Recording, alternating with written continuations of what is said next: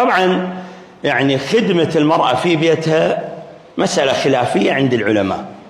بعضهم قال أن المرأة ما عليها خدمة في بيتها، وأنه هي مو جاية عامل، هي جاية بعقد شرعي اسمه زوجتك وأنكحتك فلانة، وقال قبلت. روح اقرأ العقد، كاتبين بيه عقد عمل، كاتبين بيه عامل، كاتبين بيه ما كاتبين، عقد زواج. فالأصل به أن هذه للزواج والفراش فقط عند قسم من العلماء. بعض العلماء يقولون لا، شوف شنو الدارج ونشتغل عليه. فإذا كان المجتمع بيجيبون خادمات أو خدم، فالزوج مجبر أن يجيب خدم يخدمونه ويخدمون مرته. بعض العلماء قالوا لا، حسب وضعها بالبيت، فإذا كانت مخدومة عند أهلها فتجي مخدومة عند رجلها، وإذا كانت تكرب عند أهلها فتجي تكرب عند رجلها. هسه هن خطية ما وقفن عند كل هذا، هن جاي يكربن وتقش وتحش وتنش وإلى آخره، وجزاهن الله خير، وأسأل الله تبارك وتعالى أن يكتب أجرهن. لكن فيكات الزلم والولدن الكثيرة على هذول النسوان خصوصا في شهر رمضان، لا والله شغلة تبهض الصراحة، تبهض. إذا هي خطية يقول قعدت الظهر أو الصبح أو اللي كذا ودايخة، شو سوى فطور؟ هاي ما يحبها حنفوش، وذيك ما يشتهيها دنفوش، وهاي عبود يكرهها، وذيك وتعال عاد بهالمحنة تطلع لك أكلة المخاتير كلهم يحبونه. هاي وحدها بهض. يعني هسه نوبات يرجعون علينا، شو نسوي فطور؟ والله بكيفكم. يعني فعلا يعني شو بدي تسوون يعني؟ فايش تسوي؟ سوى تسوي.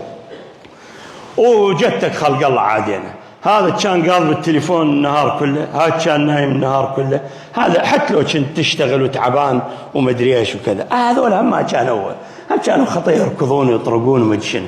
اندارت هالوجبه. شوف اخلاق النبي صلى الله عليه واله وسلم بهالموضوع.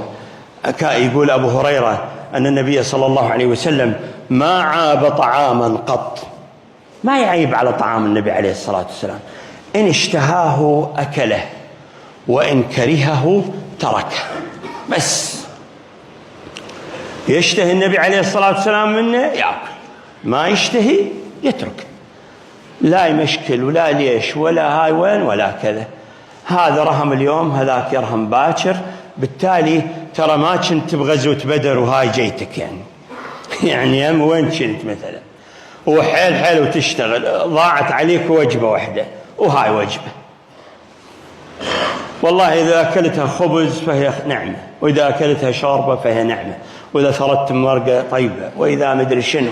هل هو بالعكس ترى الأصل أن يهتم بالوجبة للمفطر، لأن المفطر جاي بباله يتفيك، الصايم المفروض ما جاي بباله يتفيك، جاي بباله جوعان يريد يأكل بس.